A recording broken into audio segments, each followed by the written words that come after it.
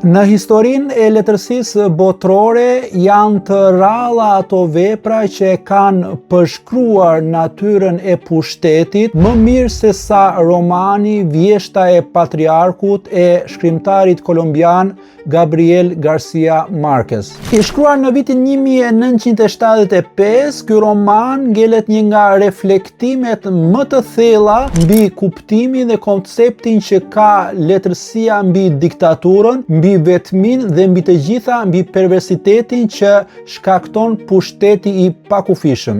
Në këtë vepër, Marquez ndërton një univers simbolik ku pushteti shfaqet si një forcë që deformon gjithçka, duke filluar nga realiteti, historia, morali dhe vetë njeriu që e ushtron atë.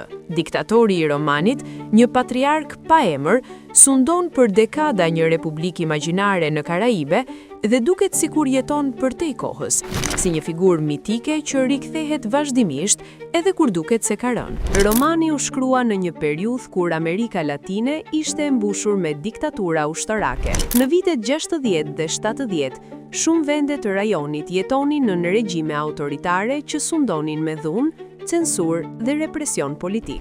Në këtë kontekst historik, Marquez krijon figurën e patriarkut si një personazh të përbërë nga shumë diktatorë real të historisë latinoamerikane. Ai përfaqëson tipin universal të tiranit që e identifikon veten me shtetin dhe shndërron pushtetin në një sundim personal të përjetshëm. Rrëfimi në romanin Vjeshta e Patriarkut nis me gjetjen e trupit të diktatorit dhe shumë shpejt bëhet e qartë që asgjë nuk është ashtu siç duket, sepse rrëfimi merret dhe rimerret në forma dhe në trajta dhe në mënyra të ndryshme, ku na shfaqet një shumësi gjendjesh, një shumësi ngjarjesh, ku dhe nëpërmjet retrospektivës autori arrin ta kthejë ngjarjen pas në kohë për të treguar natyrën e shumëfisht që ka diktatura, për të treguar dhe natyrën e shumëfisht që ka autoritarizmi, por mbi të gjitha për të na dhënë një portret të një diktatori në të gjitha dimensionet dhe në të gjitha gjendjet e tij. Në thelb, Vjeshta e Patriarkut është një roman mbi vetminë e pushtetit, i rrethuar nga gjeneral, ministra dhe obortar që adhurojnë në publik.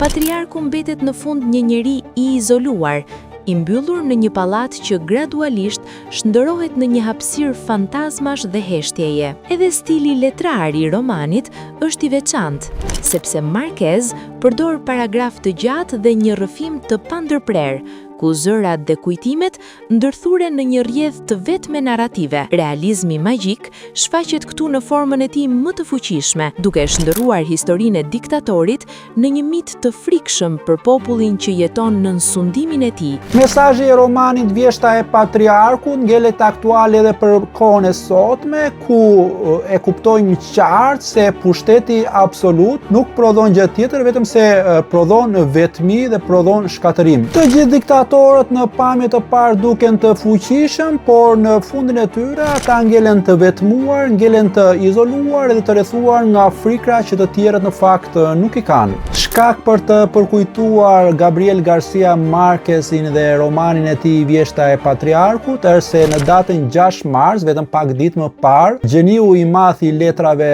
botërore do të mbushte pikërisht 99 vjeç. Pra sugjerimi im i sotëm për të gjithë ndjekësit e gazetës Tema, por jo vetëm, është romani, poema Vjeshta e Patriarkut e shkrimtarit kolumbian Gabriel Garcia Marquez, ardhur në Shqip nga shtëpia botuese Onufri me përkthimin mjeshtëror të shkrimtares Mira Meksi.